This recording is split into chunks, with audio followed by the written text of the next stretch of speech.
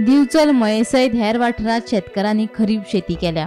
अंदू पेरणी आणि तरवो लावणी करपाक कळाव जाल्ल्यान भात पीक मातशें लांबणेर पडटले। मये सयत दिवचलच्या हेर कांय वाठारांत आतां भात पोसुवपाक सुरवात जाल्या। संतुलित हवामान आणि पावसान उपकार केले जाल्यार अंदू भाताचे पीक समाधानकारक मेळपाक शकता, अशी आस्त शेतकारांनी उक्तायल्या। अंदू शेतां खरी म्हटल्यार आमचो जो परिसर आहा पळय तो खूब बरो आसा। बाकीच्या फाटल्या 1-2-3 वर्सांक जर कंपेर केले जाल्यार ह्या वर्सा शेती एकदम बरी आसा आणि आतां निकती कणशी भायर येवपाक लागलेली आहा आणि जसो पावस पडपाक जावो तसोय बी पावस आतां ह्या वर्सा पडटा, अजून सुद्दां खूब बरें आहा। म्हणजे आतां जर हो पावस असोच उरलो जाल्यार अंदू भात पीक वाडटले?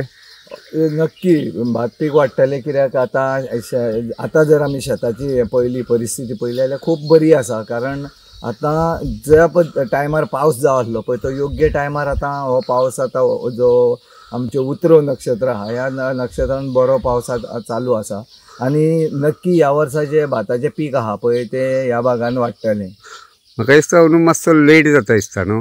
लेट म्हणजे खरें म्हणजे लेट पावसा खातीर जावं हेज्या खातीर लेट जावना, लेट आमी शेतकाऱ्यांनीच केलो। खरें म्हटल्यार ह्या वर्सा मेचे 17 तारखेक पावस सुरवात जाल्लो, 15 दीस पयलीं पावस सुरवात जालो, पण शेतकार शेतान देंवपाकूच जे जुनान देंवपाक जाय आसले पळय पयल्या विकान मिर्ग जाल्या उपरांत ते जून सोंपोंक लोकांनी शेतान येवपाक सुरवात केली। मागीर तरवो घालता हें करता म्हणसर भात लायता म्हणसर जून जुलय म्हयनो ऑगस्टान सुद्दां थोड्या लोकांनी भात लायिल्लें आसा।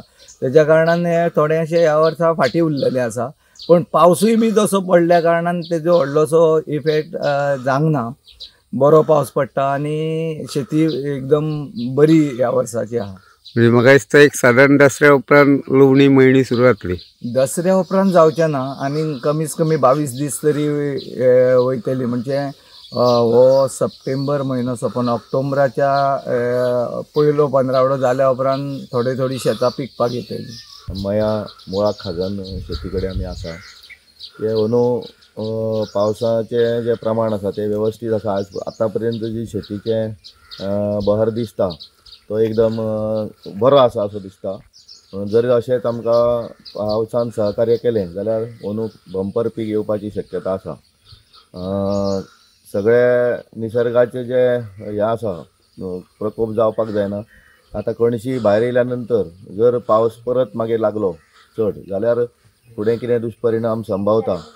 त्या शिवाय आमचे मायनींग मुळे काही भाग जो आसा तोय प्रभावीत आसा।